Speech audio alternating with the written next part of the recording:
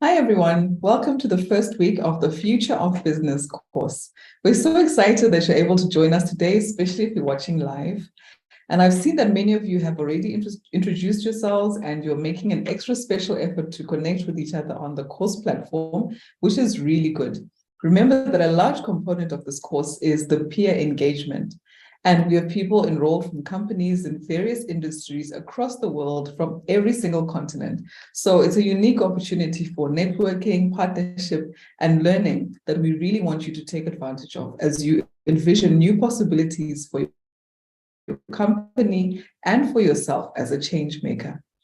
And while you might just see my face right now from the Ashoka side of things, you can rest assured that there's a hardworking team behind the scenes that is always available to help you on the platform. Specifically, my colleagues Isa and Andrea are ready to support you on this journey, and we can also assist with any technical issues you may have either during this webinar or later on. So if you have any questions for our guest speaker, you can also put those in the comment section right under this live webinar screen, and we will try and have as many of them answered as we can, time permitting, of course. So today you are here because this is the first of 3 live webinars, which are an integral part of this learning journey. We are streaming live via YouTube, so there will be a slight delay or time lag between YouTube and the Novo 8 platform that you're on. So just be aware of that as we interact today. And while we give it a few more minutes just to allow everyone time to connect and join us, I want to let you know that you can actually earn extra points for watching this webinar live, and this applies to every other webinar on this course. So while it's on, you'll see a survey question at the bottom of the page asking if you're watching it live. So go ahead and click yes. And if you don't see the survey during the session, just try and refresh your page and I'm sure it will come up. Okay, so this week, being the first week of the course, we've been discussing various elements and various aspects as an introduction to social entrepreneurship in Module 1. And here today to set the stage and to walk us through this and other topics is Heiko Spitzeck. Now, Heiko is a professor at Fundação Dom Cabral in Brazil, and he heads the Sustainability Management Research Center there. His teaching experience includes courses on social entrepreneurship, as well as sustainable business for MSc, MBA, and executive MBA students. Heiko has worked with senior executives, directors, and board members, aligning sustainability and strategy at several of the world's biggest companies. His teaching is informed by more than 10 years of consulting experience, as well as academic research, and his publications have appeared in numerous international journals. He's also a catalyst for the region in Brazil for the Global League of Entrepreneurs, which I'm sure he will also speak about. And I could go on and on, but Heiko, it's a very warm welcome to you. Well, thank you, Sharon, and thanks for having me on the program. Great. So as we kick off, could you just tell us a little bit about your own professional journey, including your role now as the director at the Sustainability Management Research Center?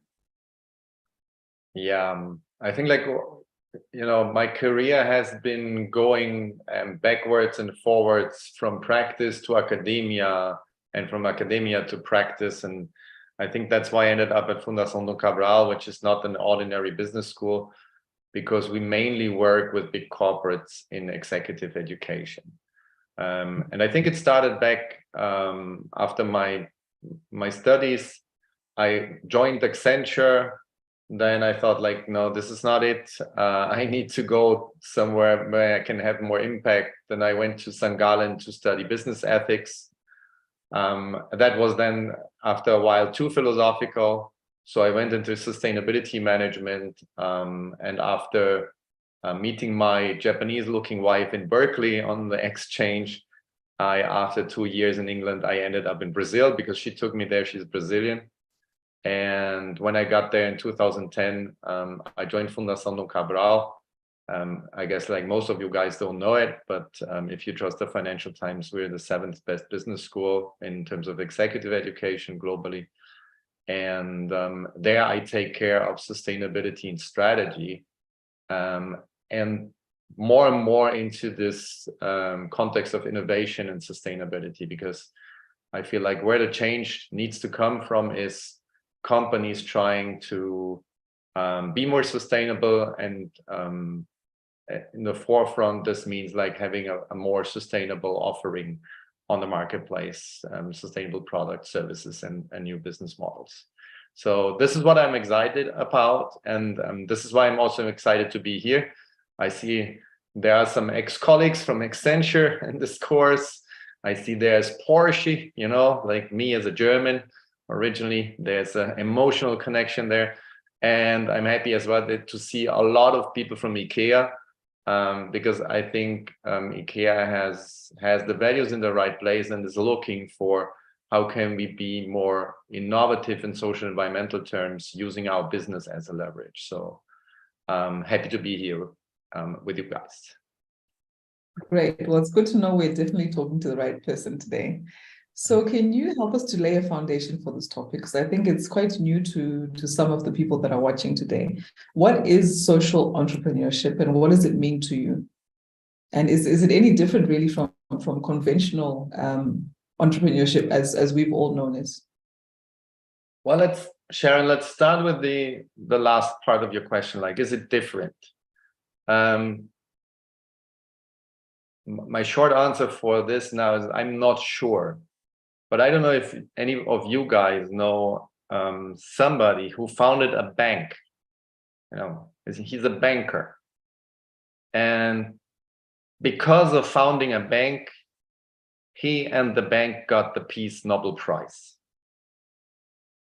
So I think that's what struck me a couple of years back, that there are clear examples where you can use business for the common good, and it's starting to be recognized. It's a long journey, but it's starting to be recognized. So I guess, like, as you're here with Ashoka, I guess most of you guys know that I'm talking about Murmid Yunus, who in Bangladesh started the idea of microcredits.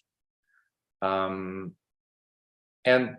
the purpose of the organization is to get people out of poverty. So they developed a very simple but effective way of measuring if the people are poor, with a question set like, you know, you got a roof over your head, you walked any day hungry this week, your kids are in school, just got the basics right, and to see if these people are still in poverty or if they have come to very basic but decent conditions of living.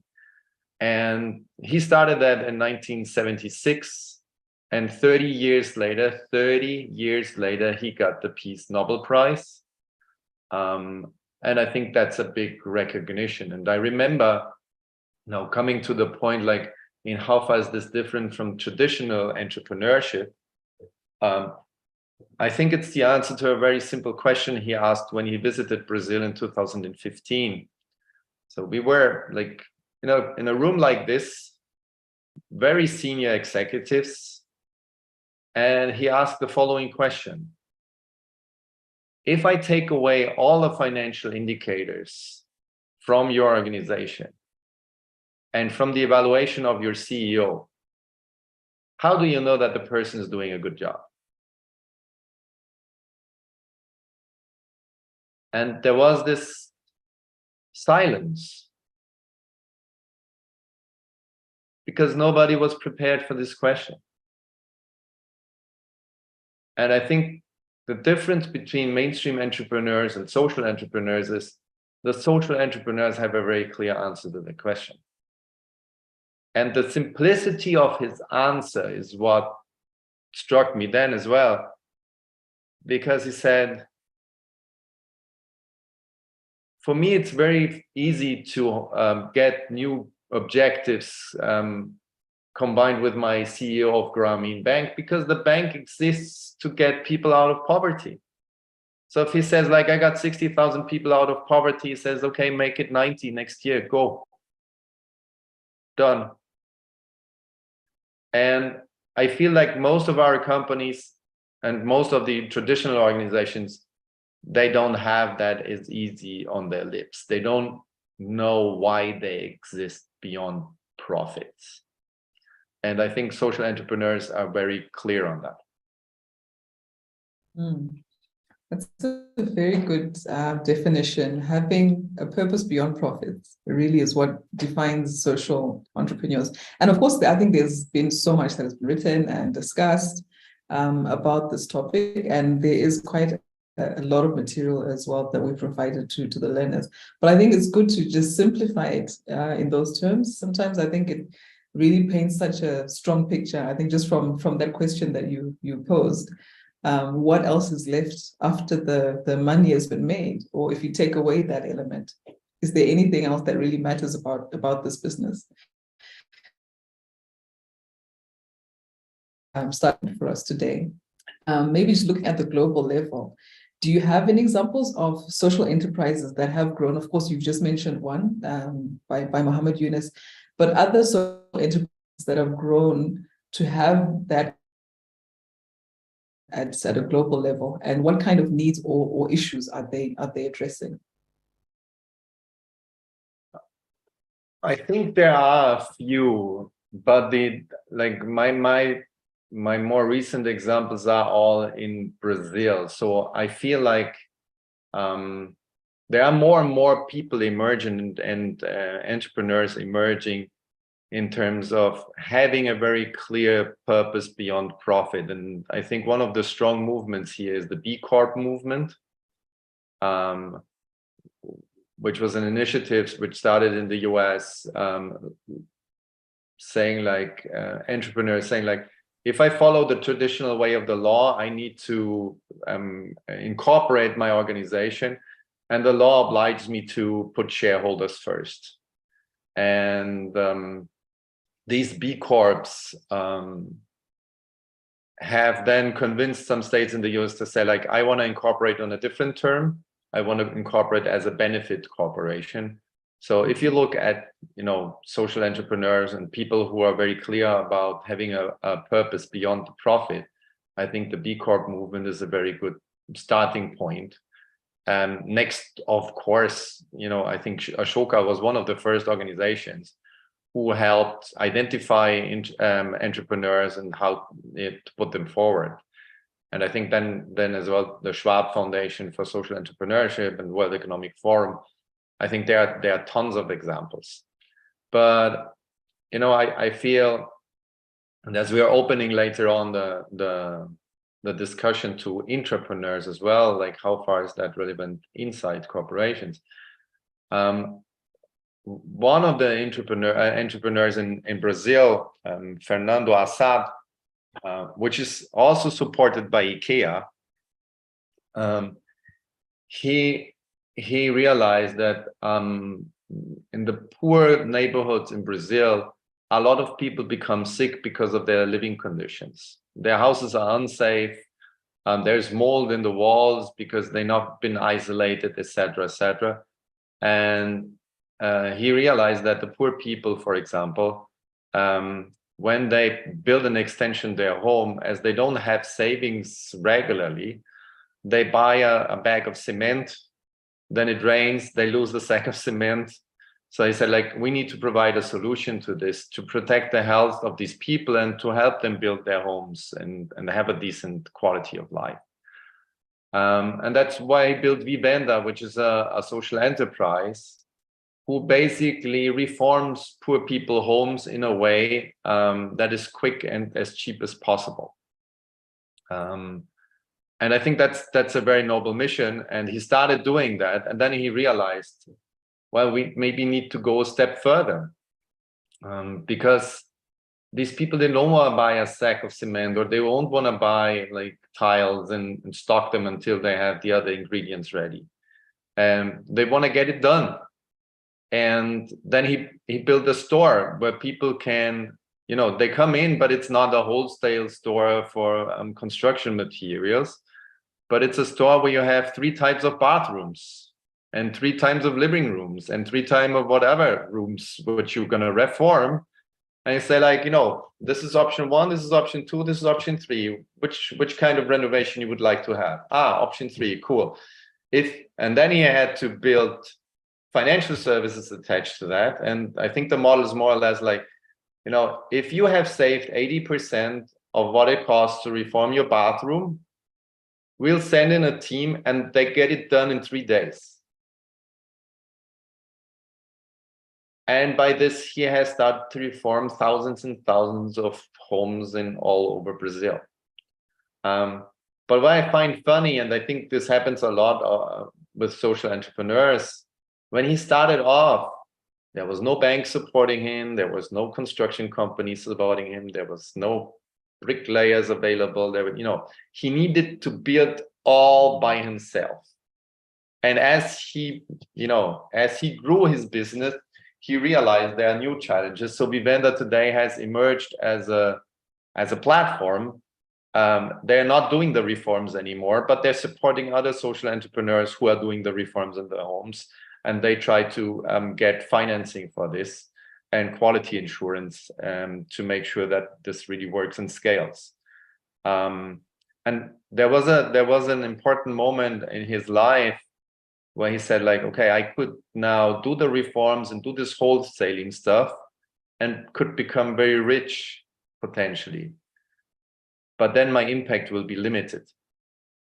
And he said, like, that's why I'm not doing it. Because if I get others to help me and share the profit which might be coming out of this, instead of thousands, I'm gonna potentially reach millions of people.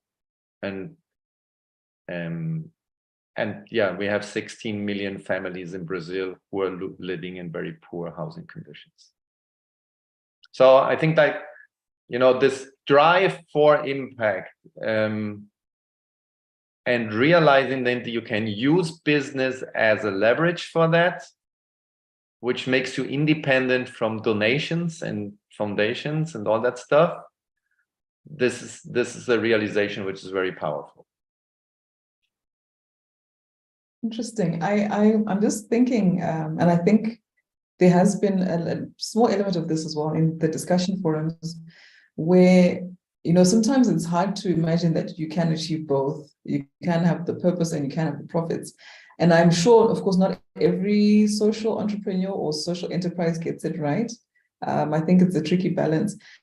But how do you avoid the us and them kind of thinking, where it becomes, the for-profit companies are kind of evil, right? And they make crazy amounts of money and they're doing all this damage. How do you sort of reform that thinking and bring them to a place where they also realize that the social impact side is also critical, because they are coming from this very traditional established position of we're here to make money, and rightly so. But how do you bring them along and sell social entrepreneurship without alienating or isolating and having different camps of no, this is better than this? I think there are two parts of an answer, and I think one, the more naughty part here is the values of society change. Climate change was not an issue in the 80s. Climate change is the issue now here in Europe and North America. Not so much in Brazil because we have other issues before that. But if this political movement for climate change is serious, and I think it is, this political thought has real consequences in business.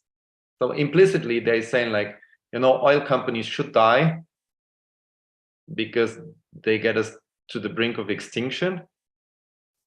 And then honestly, I don't know really what oil companies, if you define yourself as an oil company, I think there are two decisions to be made and say okay, do I want to have an honorable death or do I want to have a naughty death and I'm going to just fight it as long as possible? Or do I change my business to something else? And I think this is very difficult, especially for big companies who have for, 100 years made profits on a model. And I know it's very hard to change that, to say okay, now we're doing a radical cut. I know that Ambev, for example, a beer company in Brazil, they set up a venture part with the explicit goal to say, like, you need to come up with ideas which destroy our business, which I think is very courageous. And this might be a solution to say, like, okay, how can we have that transition and profit from it in order not to end up like Kodak, inventing digital photography and not making profits with it because they thought it's going to cannibalize their business, and it did. Just they didn't profit from it. So I think that's one part of the answer. But I think there are few companies who are in that cluster, and I think most of the companies are at the cluster where if you put Yunu's question to good use, they might come up with answers to say, like, actually there is a purpose beyond profit, and sometimes it's dormant because sometimes the founders have put it there, but once you got listed on the stock exchange, you know, it's not part of the conversation anymore because it's just about financials. But that doesn't mean it cannot be recovered and unearthed again.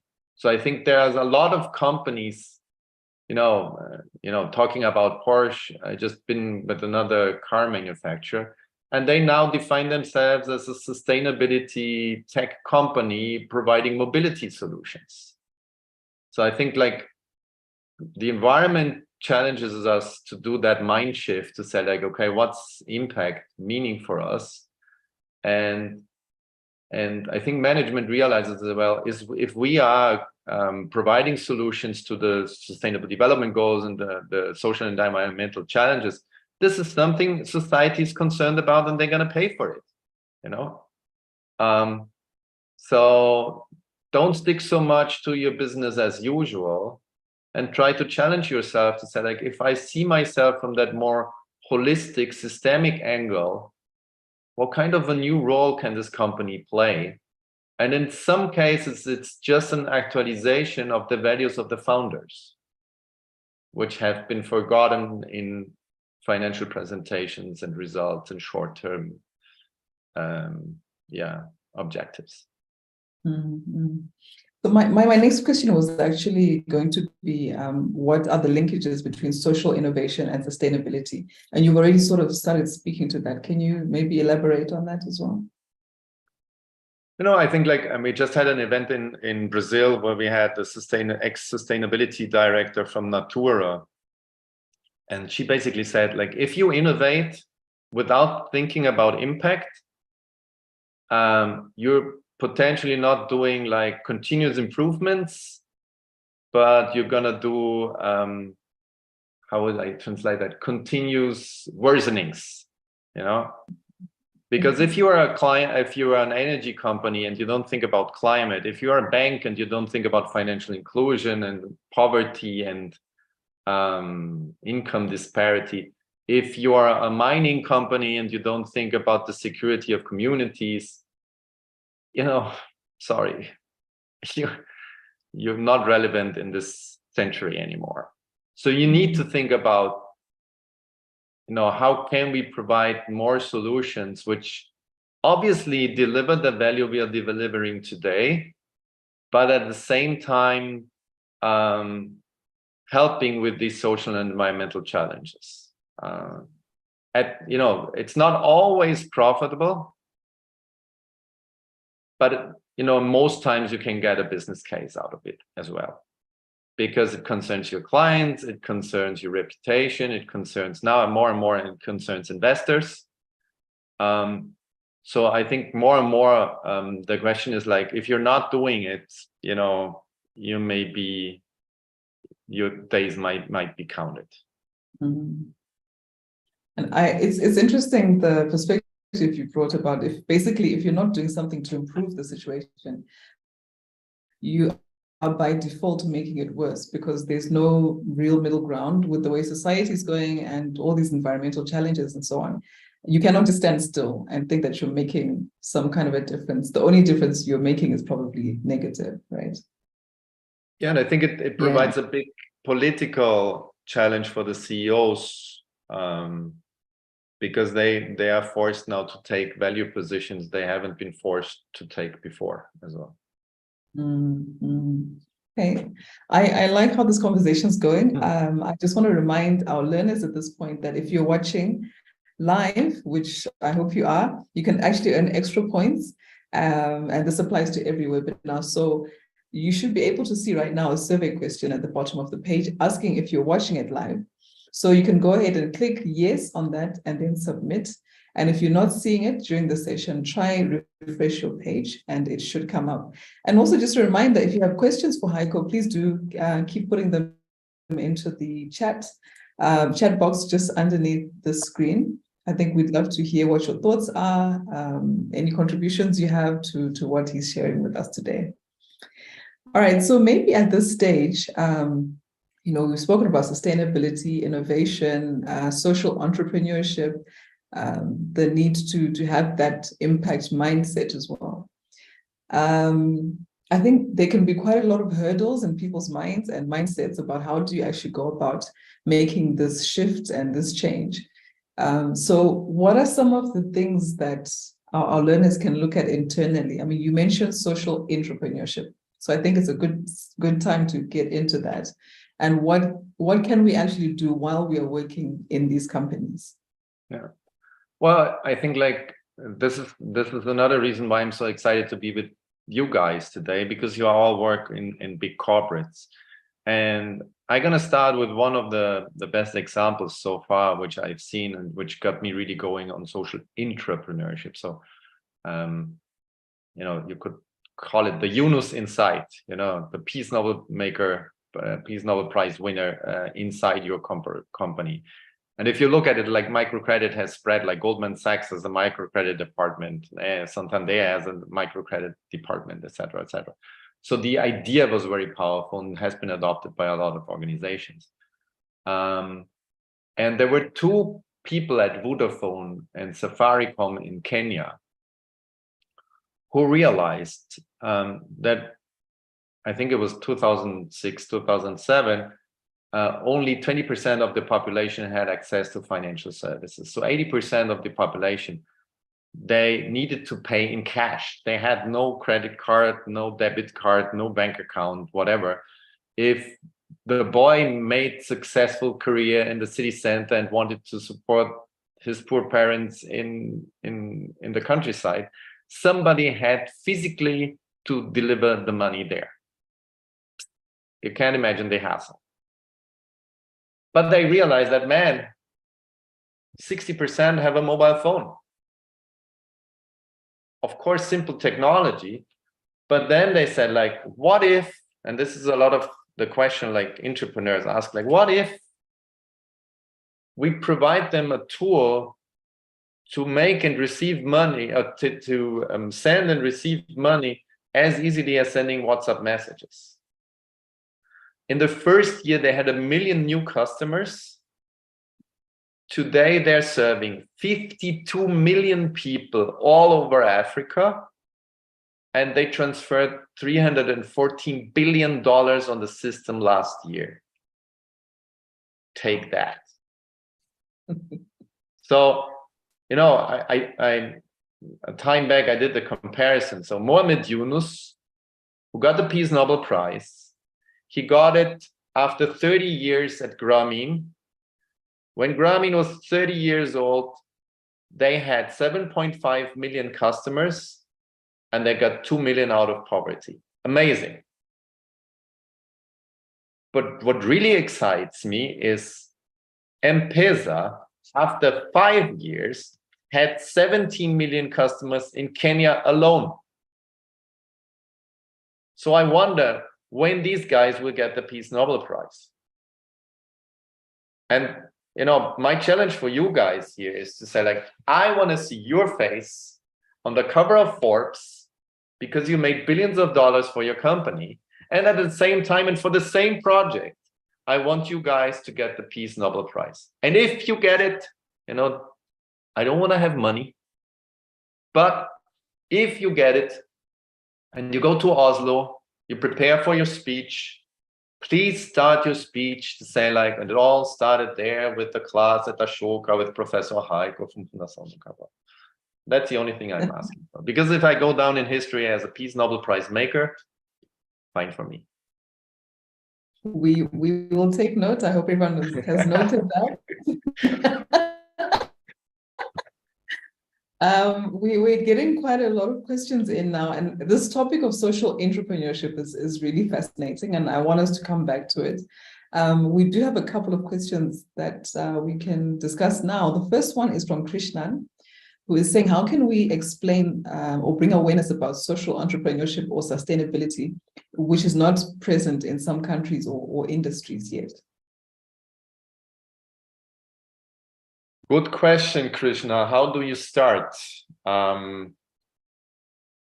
It depends a little bit on what's the company you're working in. They're gonna differentiate two potential avenues. Like the ordinary and most common scenario is risk management. So if your company is all about profits, they haven't looked ever at social and environmental impact, then the normal thing is like, okay, if you're not doing it, what are the risks? What are the operational risks? You know, like, for example, agriculture in Brazil, we have droughts, you know, and farmers are going, you know, bankrupt and are thinking about like, you know, how can we survive? We have floodings in coastal areas. So maybe if you have a factory there or production site, which is underwater, you know, that might be a good argument. Or a crisis, reputation crisis of one of your competitors. You know, all this might be helping, or new legislation coming up, you know, like I think European supply chain directive is something which is going to impact a lot of businesses if you're exporting to other markets which have higher standards. So I would take it from the risk perspective and say, like, you know, if we're not doing it, you know, it's going to hurt. And I think there's a slight opportunity thing here as well. Like if you're a capital intensive business, the whole ESG discussion now is basically saying like, if you show us that you're not screwing up environmentally or socially, then we potentially give you better credit conditions and a cheaper cost of capital. So take it from the business case perspective. What's your company all about? What are the risks? Where can I cut costs for energy efficiency, for example? Or where can I make more revenues or like get cheaper cost of capital? Now, there's another type of company, which is normally family-owned companies who have a certain kind of value. And there I recommend you to look at the video, which is from Yunus and Danone, so Grameen Danone partnership in Bangladesh, which explains the difference between philanthropy and a social business and social enterprise. And the challenge then is that, because normally a lot of family businesses, they do a lot of philanthropy, but they need to put money into this every year again. And if you can change some of that philanthropic stuff into a social business, it's gonna scale impact and it doesn't cost you money anymore every year. So for these kind of companies, I think the argument is more like you're currently operating a model where you make money here, you spend it there on good causes. If you connect the both, you're making more money, you're having less cost, and you're increasing your impact. So I think these are the two potential, in very general terms, the two potential ways to go about it. But unfortunately, I would say like 95% of the companies, they're more risk, and you know, we see this a lot in like the appetite for social innovation in Europe and in America is nearly non-existent if you compare it to developing countries. Like I think a lot of the cool stuff is coming out of developing world because we see these problems in our face every day. Mm-hmm. And the government is not taking care of it. Yeah, that's a good point. We have another question from Helen. How can companies continue to focus on their impact during uncertain times, for example, during pandemic, conflict, wars, energy crises, hyperinflation, and so on? Oof. Helen, okay, I see we got a different type of audience here. You got the good questions for me. Um, I'm gonna come back to M-Pesa, and I think that's a big challenge for us. But if we look at M-Pesa, whatever conflict there is, they're not gonna stop doing these payments because it makes money for them. So if you have something which is good business and high impact, whatever crisis comes, it's gonna survive. And that's a problem with philanthropic projects, like from corporate institutes or corporate foundations or stuff like that. If bad times arrive, it's the first, and obviously it's the first thing they cut because it's the easiest. It doesn't impact operations. It doesn't require you to let people go, etc., etc. So I think the challenge for us is to develop initiatives which are impactful and good business. And that's why I think it needs to come to the product and service portfolio of the company.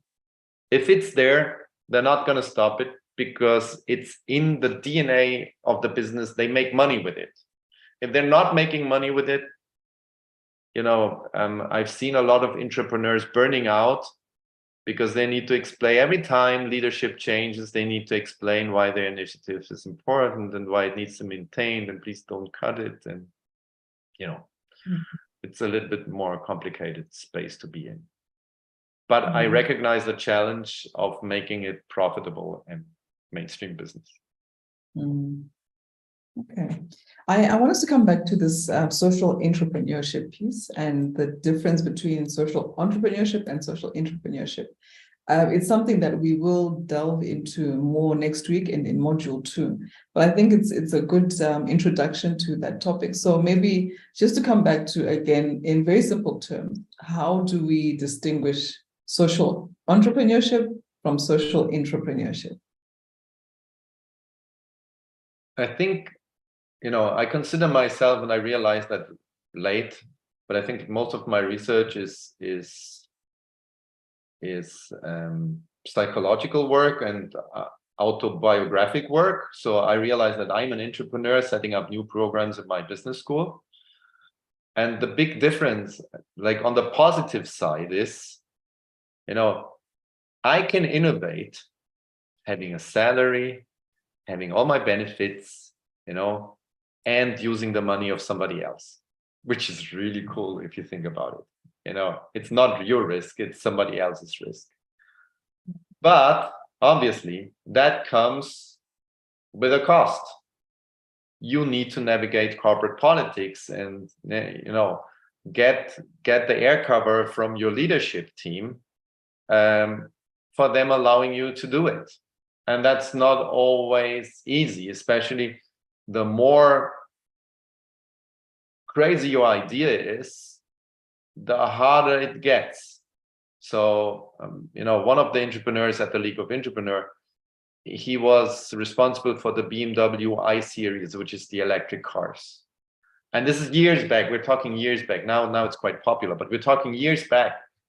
And he said, like, when we came out saying we want to develop electric cars within the company, we had 95% of the company against us. Because they all made their careers, they're all KPIs, they all made their lives with combustion engines. And it's gonna bring change big time, and they're not gonna like it. And this is completely understandable and normal.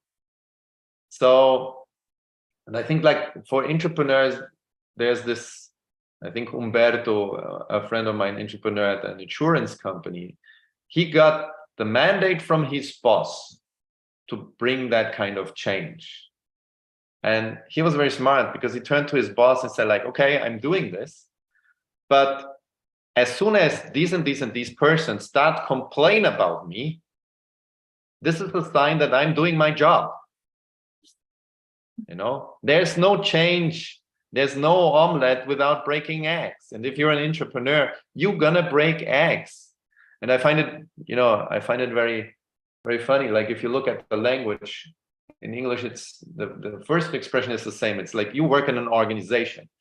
So in something organized, somebody organized the stuff. And then you have employees, which in Portuguese, we call functionaries. So you function within an organization. And most of you guys, you are executives. So you are executing something which somebody else invented. The moment you turn to be impact entrepreneur, you're stepping out a little bit of functioning and executing something which somebody has set up as an organization. And at that moment, the corporate immune system goes like, weep, weep, virus, virus, virus, isolate, eject. And then you need a good force in upper management who says like, no, this is not a virus. This is a new branch at our tree, which will grow strong in the future. So I think like this political part and working against the dominant mindset, bringing in new elements is the tough part for the entrepreneur. Because the entrepreneur, if you find somebody who gives you money and stuff, you build your team, you create the corporate culture, you create the values, that part potentially is easier.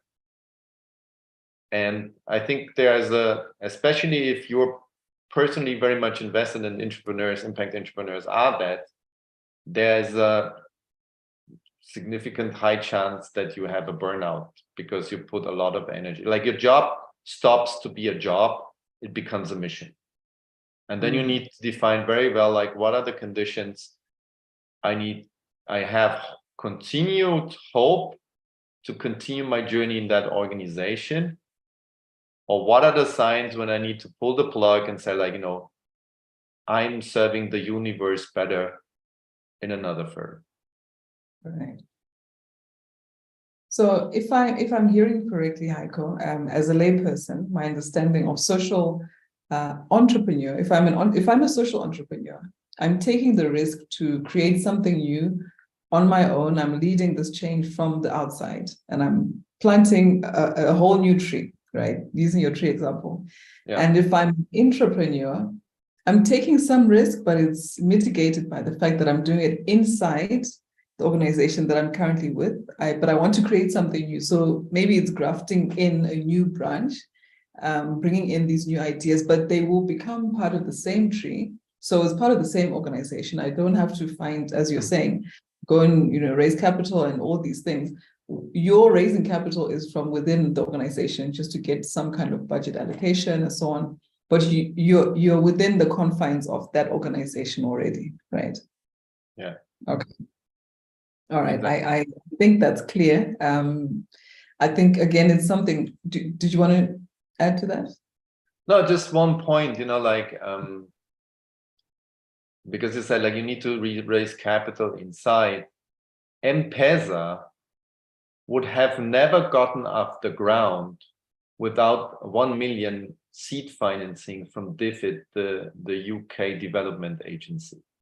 So there was somebody crazy enough at DFID convincing their leadership team that it's a good idea to give money from taxpayers in the UK, which is dedicated to development, to a private company, because they believe what they are doing generates development impacts. So I feel we need like the very sexy and juicy part is when we get these entrepreneurs in the public sector, entrepreneurs in the private sector, plus social entrepreneurs who have solutions on the ground together, because then the chance for scaling and the music is getting really much more interesting. Mm-hmm. And I think that brings us to the issue of collaboration and partnerships, which I really want us to spend the last few minutes talking about. And I think there is definitely a critical role, even from the example you've given, for different organizations and different partners to be able to come together to create social impact or to scale social impact. So what are the factors that increase the chances of success of such collaborations? I think what really helps is a shared experience of what this is all about. So now I can come back to the example of the Brazilian, social entrepreneur, Fernando Assad, because there's a company we work with in Brazil. It's called CET, and they do a very boring product, which is a chemical product for wall coatings. And one of the board members of that company took the shareholders to get to know to Fernando and his home renovation projects. And this is a very wealthy family in Brazil, and they do donations and philanthropy and stuff. And when they got there and they went into reformed houses and they went into not reformed houses, and they realized that 25% of hospitalizations in these poorer areas come from respiratory diseases. And they come because they have mold and water in their walls. So the people get sick, they get to the hospital, they get cured, they get back home, breathe, back in the hospital. A vicious circle. And in that moment, the shareholders realized, these guys don't need my donations. They need my product. And then they set up a social business model, which makes it as cheap as possible, but with a positive margin, to sell their projects exclusively in the favelas of Brazil. Now, Fernando has emerged to think about financing this kind of work, getting international investment funds in there. He's fostering other social entrepreneurs who do the reforms in Brazil. They work with NGOs to identify other potential organizations and neighborhoods where this work can be done. So suddenly you have a lot of collaboration. But I think there's a clear common vision to improve the living conditions of these people, of the housing of these, living conditions related to housing of these people in Brazil. And one thing we're thinking about maybe doing next year is to have an open call for social entrepreneurship with our online course directed towards housing, and to identify impact entrepreneurs in any kind of company in Brazil who works in the housing sector, to select, if you have an idea which helps to get better living conditions to these people and is good business for your companies, let us know, bring on your pitch, and then we'll get you into an accelerator, and then we try to get synergies between what the different people and the different companies are doing. So I think the power of networking is amazing, but you need a common goal. And I think that brings us back to Yunus. The better and clearer your answers, like why your organization exists, and you can show that this is really the case, the more interesting you become as a partner in that kind of impact networks. Right. I can imagine, though, wanting to collaborate with people who share your vision, have a shared experience, shared values, and so on would be easier. What about when you have competitors?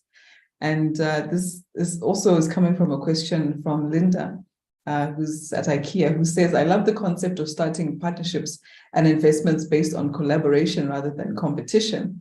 Do you have any examples where two or more institutions that could be competitors, or perhaps that are competitors, end up working together as collaborators? Well, first of all, Linda, I recommend an article. It's an old one, but it's a very good one. 2004 Harvard Business Review, Simon Zadek, The Path to Corporate Responsibility. And especially the last two stages he talks about, because he presents the Nike case, how Nike changed its mindset when it was confronted with child labor issue back in the 90s. And the last two stages, the fourth stage is strategic. So there are certain things, social, environmental things, where if you invest in this, you're going to have a strategic advantage. So if you're the one who produces organic sugar and you're certified, this is what you do. And then you compete on this. And if you compete on this and this is good business, you're not doing partnerships with your competitors. Where do you do, where partnerships make really sense from a company's perspective is when you have a problem, which is not only your problem, but everybody's problem. So in the Nike case, the last stage, and Simon calls it civil,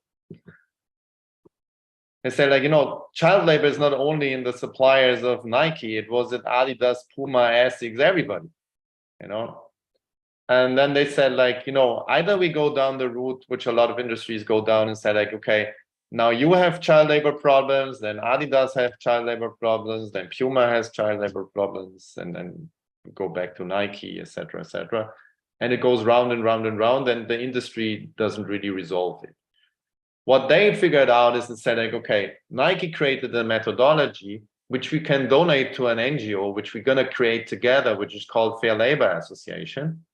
And instead of Nike paying the whole bill, we all chip in. So it's cheaper for Nike, and we solve this stuff for the whole industry. So this is why since 1995, I think you never heard about child labor or working conditions issues in the apparel industry, which is a small industry. It's with fashion, it's very hard to implement because it's a very pulverized kind of thing.